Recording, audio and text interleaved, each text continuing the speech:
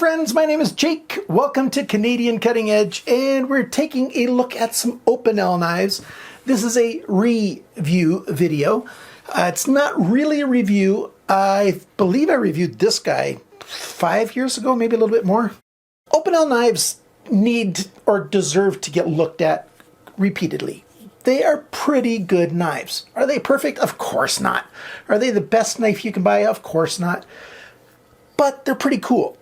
And I think you might be interested. If you're new to knives and you haven't been around and noticed these knives before, these are the very base models. I've got a carbon steel one here and a stainless steel one here, and they're basically the same thing. They come in a range of sizes, and we're just going to take a little look at them, talk about the pros and cons about them, and then you can get on to your next video that you want to watch. If you want to support the channel, you can do that by going to patreon.com/CCE or click the join button down below the video and help me out. I need some help. It's not cheap making videos. So all the help that you can give me, if you find these videos worth anything, maybe you can just pass some of that generosity back to me. Now let's get to the tabletop. Check these out. Okay, let's get started on this thing. Here's one that's opened up. The base models are beech wood. Now you can get higher end models with different types of wood. You can get them with different patterns and everything put on them. But this basic shape with this basic beech wood is, the base level that you get. You can get them with this stainless steel. It says inox right on there. It's stainless steel. These are made in France, in Savoy, France is where they're made. They also come in carbon steel. And, the prices vary. The prices are all over the place. Let me just tell you, Smoky Mountain Knife Works, if you're in the United States, is one of the best places to get these knives. They got some of the biggest selection at a really good price. I don't have any relationship with them. You could also go to knivesofrance.com. I've got a relationship with them. You can save with my discount code. It's linked down below if you spend at least $50 there. They've got Opinel knives and a bunch of other French knives. They're knives of France. So yeah, they got lots of these. Amazon. Some of these are on Amazon.com. You can find them on Amazon.ca as well, but they're way overpriced on Amazon.ca for the most part, but you can look there if you want to. And again, I'll leave some of those links below as well. If you're in Canada, houseofknives.ca might be the place to go. They're, okay price there. I think this one, I don't know what the price is now. Before Christmas when it was on sale, it was like 22 bucks Canadian. And this guy was like twice that. So that's the prices and where to get them. Those links are down below. What do I think of these knives? Well, carbon steel versus stainless steel. Well, what stainless steel is this? The carbon steel, did I write it down what steel it is? I think it's C something. XC90. This is XC90 carbon steel. This is Sandvik 12C27, which is, it's an okay budget steel. I used to like it, but if I really think about it, and I had a really long think about 12C27 over a Christmas break, and I'm not really that big of a fan of 12C27 anymore. It's sort of been left in the dust. 20 years ago, it was a great stainless steel. Now there's just way too many good other stainless steels out there that cost pretty much the same amount of money on most knives that are a whole lot better than 12C27. This is what, 0.6 carbon? And there's so many other ones that are over 0.8% carbon, and that makes a big difference.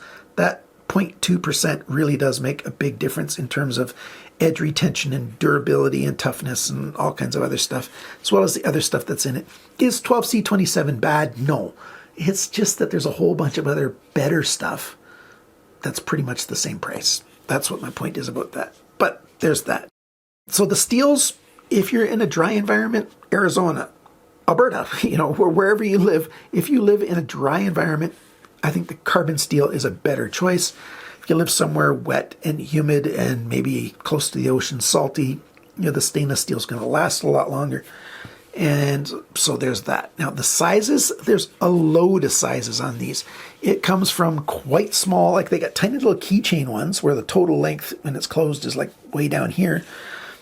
This is number 7. This is sort of a mid-range. Number 7 and 8 are probably the most common. They probably sell more of those than any others. This is a number 7, which means it's about 7 centimeters, a little bit under 3 inches in the blade length. This one's a number 12, which means It's about 12 centimeters in the blade length. They're big, and they get a whole lot bigger. They have ones that are basically pocket swords, which are just huge. This one's a little bit dirty because we actually use this one. This one's put into our camping kit. And whenever we go camping and stuff, this comes along and it works really, really well for food prep. As long as you don't need to have, working over a table because your knuckles and stuff get in the way. But, you can hold it different kind of ways, sort of like this, and then, cut on a tabletop if you want to. Very, very thin edges on these things. Even the big blade here, it's very, very thin at the edge.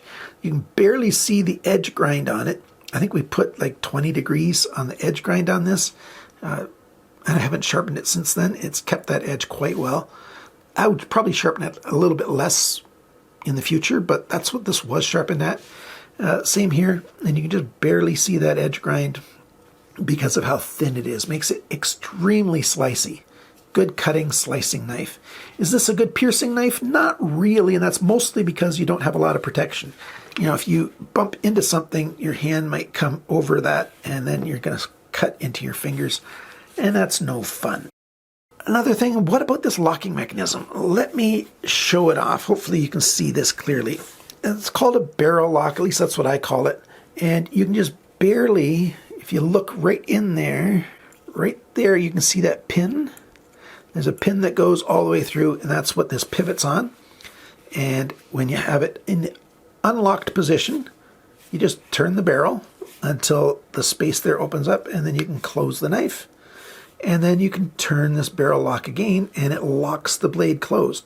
It moves a little bit. You can get the tip out if you want to, but it holds it in there. This one, when it's closed and when that's locked, you can't get the tip out. It's not possible, but some of these smaller ones, you still can. There's a little bit of play in them.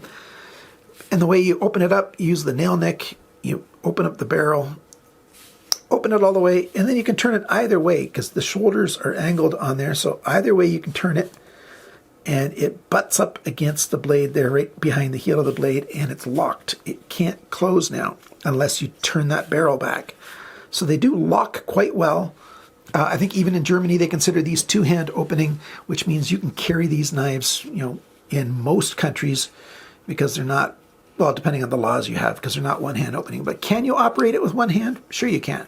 Like this one, I'm pushing that, and then I push against the table. I'm pushing down against the table like that, and then it's open, and I turn it, and then like that. So if you only got one hand, yes, you can operate these one-handed. Not quickly, not elegantly, you can. So they really are two-hand opening. The handles, these are mass-produced handles by machines, so they don't have super clean finishes.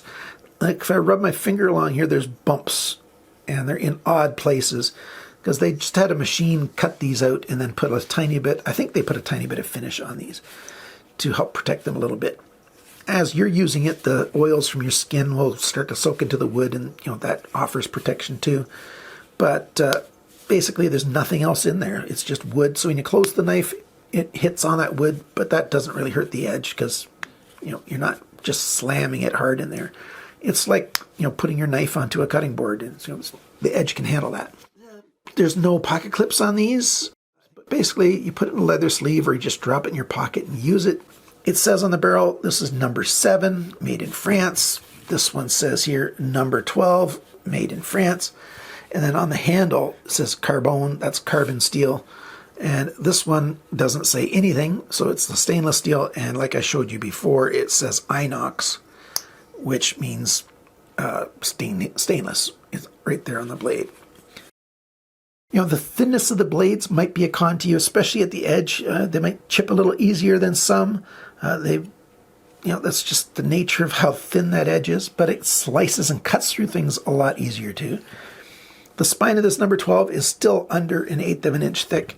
This guy's very thin here, and they're thinner blades, certainly not for prying because you're going to break the tips off of these. But that's what they are.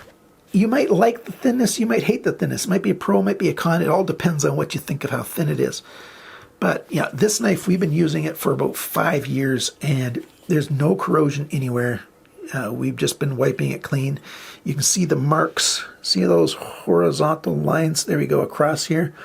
That's from, washing it and wiping it this way. Maybe a slightly abrasive cloth, and scratching it up a little bit.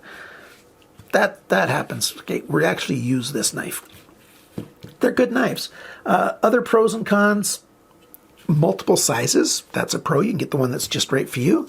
The number 7 is just about the smallest size that I'm comfortable with. I prefer the number 8, actually. My hands are just barely in the extra large range. And like I said, you can go all the way up to a pocket sword. If you don't like two-hand opening, well, then maybe you won't like these. This one's got a really tight barrel, and I haven't tried to do anything about that yet. But you can take, a little bit of a screwdriver, put it in there, and then just sort of lift and just sort of pry a little bit and just try to bend that barrel a little bit, and that'll loosen it up a little bit. I haven't done it now. I don't want to. It's not something you can do safely very easily.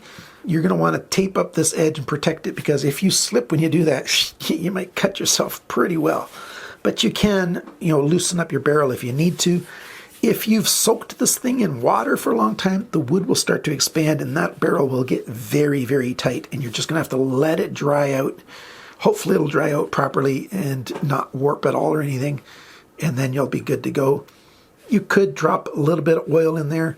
Like when you've got it open like this, at a 90 degree, it's probably the best to get some oil on either side of the blade.